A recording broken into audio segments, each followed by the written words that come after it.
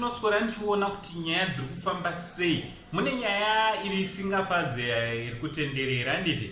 Nyaya yachona taika video kachona takaisa pa Facebook page redu rakanzi Saint TV. So let's go and like our Facebook page. And tuno like our Facebook page redu azukuru handiti. So ka video akandeke domestic violence. Murume arikuda kuponda, arikuita zvokutoponda mukadzi wake handiti.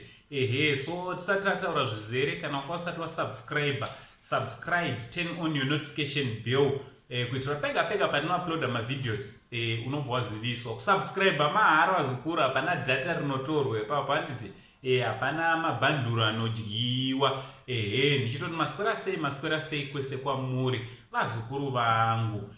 Ndino urombo kuti hatikwanise kuisa ka video kachona pano pa YouTube nekuda kwemutemo weYouTube unorambidza zvinhu zvine chekuita neviolence handiti. So video iri sekutaura kwandaita tarisa pa Facebook page pedu pa Saint TV Facebook page redu handiti.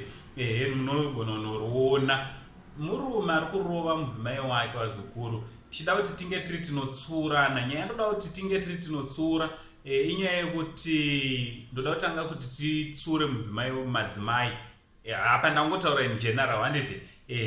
Madzimai ukaona kuti zvoni wewe murume wauri kugara naye hazvari kuita hazvisi kukuitira zvakanaka, usawaste time. Ibva wabuda mumba ubva wadzokera mumba kwenyu unobudira pachena kuti inini ndazvikoniwa, wodzokera wononatsosununguka. Kana uchiita zvaunoita unatsoita wakasununguka handiti. Hapana nokurambidza. Nesuwo varume tisati kana tabata zvatinenge tabata tobva tashandisa chisimba, violence against the woman handiti. Hazvina kunaka izvozvo wazukuru. Ukaona futi kuti une zvawabata pakurova munhu, ibva watomusiya azviendere zvakanozviraramira life yaari kuda kurarama handiti.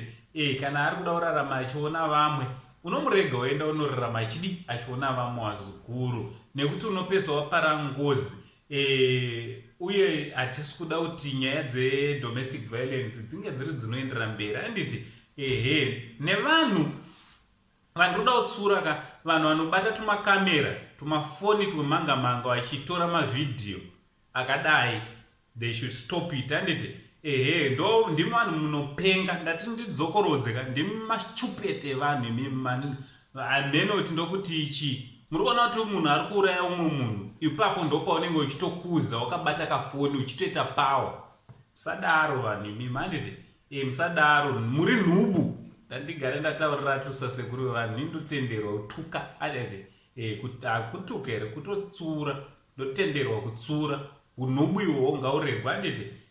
Ndonyaya ndangoti uye nayo tinge tiri tinotaurirana. Ngataurirana mumacomments kuti munofungei nenyaya dzakadai dzeviolence, domestic violence.